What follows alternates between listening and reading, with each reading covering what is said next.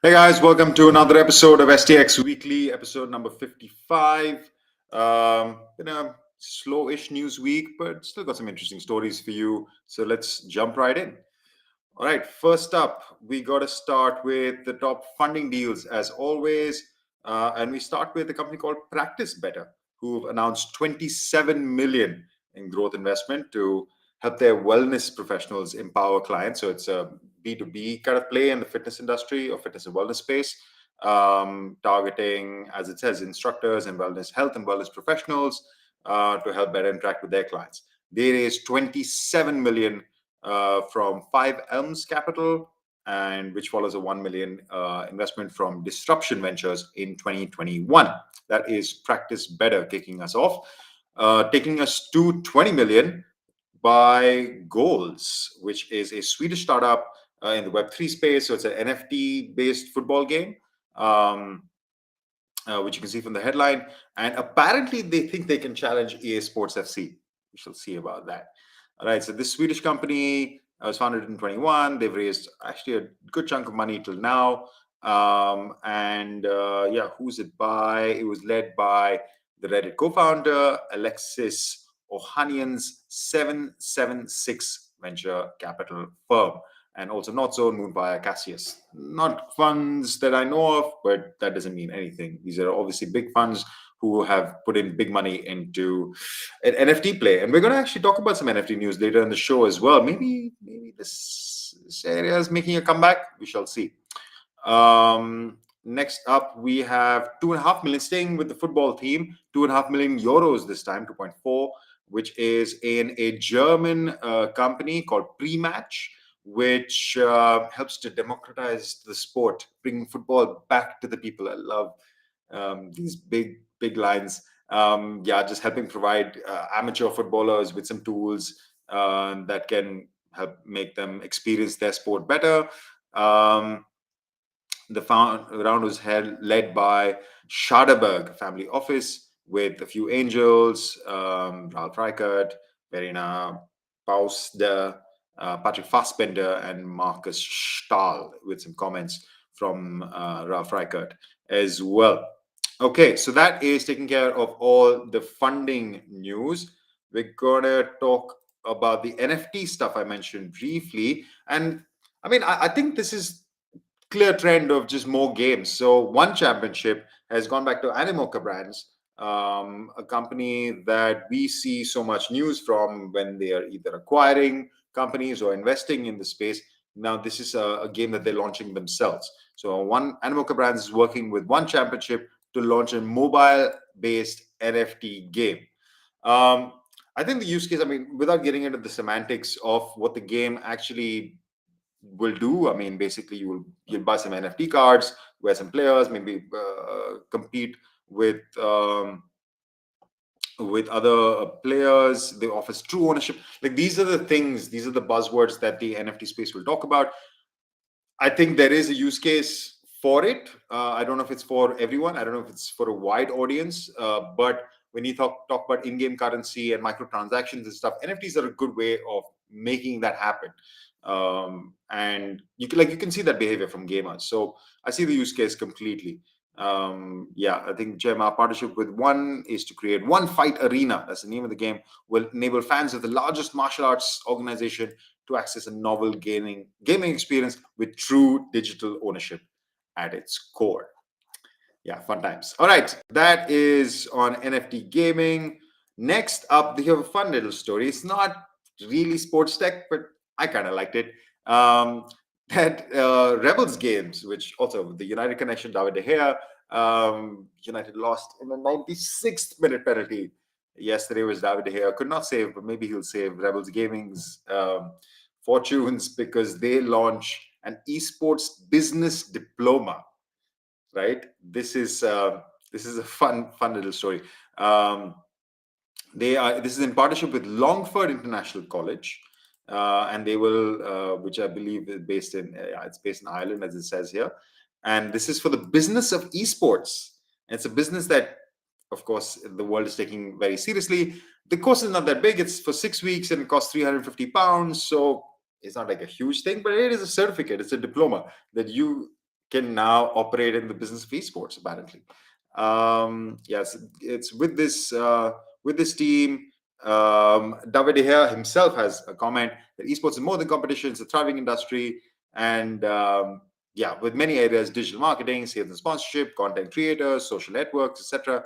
So many elements that this, I guess, diploma will cover. All right, anybody plans to go and take up this diploma and spend 6 weeks and £350? Please do let me know. I'll be curious to hear what you learned from the program. All right, next up we have Barcelona, who have their TV. I just realized I've got the wrong emoji for. Okay, Barcelona shut down. Go in story because obviously it's part of their streaming play. I think the role of that content plays for all sports teams is increasingly important, of course, and they're always looking for new ways to generate content and distribute content. So for Barca to take a step of shutting down their own production, I mean, their content will still exist. I think maybe they will rely more on social media and other channels to distribute it. But it's an interesting one that this was a big area that they felt that they could shut down costs from, because Barcelona has been bleeding money for a long time. After years of poor investment, they haven't been able to recover, especially if rumors are to be believed, and they're trying to find a way to sign Messi. Maybe shutting down Barca TV will bring Messi back to the Camp Nou. We shall see. But the reason I picked up this story is because this is the thought that I had, that it's maybe a curious indicator of how teams might be thinking of their media assets. They're like, hey, listen, the asset is in the content itself. Maybe they don't need to own the distribution channel for long form content. Anyway, they produce a lot of their media on social, in short form, especially TikToks and Instagram Reels and stuff. So maybe this is a direction that some other teams might look at. All right, so they have over 120 employees. And remember, this studio, Barca Studios, also had raised money from I think it was socios at the time. Chili's had basically invested 200 million, and that's how they managed to raise a lot of money to sign other players. And Barca TV would be a big part of Barca Studios. So we'll see what kind of in-house content that they can come up with. So basically, they've gotten a huge 180. They set up Barca Studios, which would create, I guess, content which would be out on Barca TV. Now they shut down Barca TV. So they will still create content, but just put it on other channels. We should see how that one plays out. All right, that is my story number 2. My top story for the week, this is a collection of accelerators. They're not all exactly sports tech. Starting with this one, but I think it's a good cause. It's a good story to talk about. World Rugby announced Accelerate, which is to turbocharge the women's game. It's not really an accelerator program. It's a framework. I have the article here as well, which is by World Rugby. So they're trying to basically create a cooperation matrix that they will work alongside other like local federations, and I don't know, whatever, to build and co-fund programs. So this is to, first of all, it's to accelerate the growth of women's rugby, right? That is the overall arching target. New framework of growth and targeted investment that will supercharge the development of women's rugby on and off the field. Nice, let's say, goal. And they want to build and co-fund programs, competitions, roles, and resources. So really, it's not an accelerator in the traditional sense, but they've set up an initiative to accelerate women's growth. And I'm sure media and digital and content will all be key buzzwords as they look to, as it is in the last point, increase visibility, engagement, and commercial revenues to help drive sustainability. By that, I'm sure they mean making the game, women's rugby, economically sustainable so that it can keep investing in itself.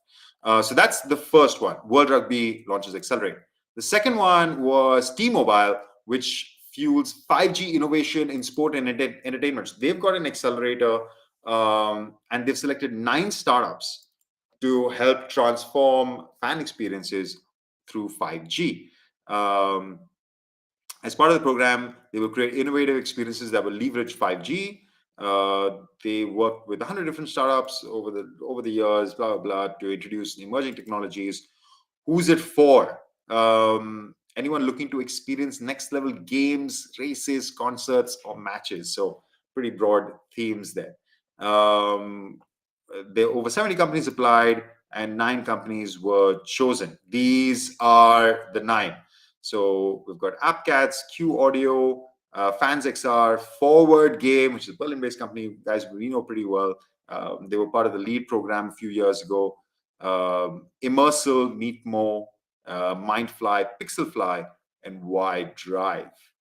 All right, so that's a list of the companies. You can read the descriptions, and I want to quickly move along to the last part of the story, which is about the 49ers. Again, not a sports tech initiative, but I think a nice one. And they want to announce the Faithful to the Planet initiative alongside a collection of corporate partners and to support local and global projects working to save the planet. A sports team running a charitable initiative. Again, not really sports tech, but I like the story, so I wanted to talk about it. So they're working with Save the Redwoods League's Plastic Fisher to clean the ocean plastic. Trees for the Future, I think it's pretty clear what they do, and yeah, they want to help build a sustainable future and better planet for everyone, which is a cause that I can fully support.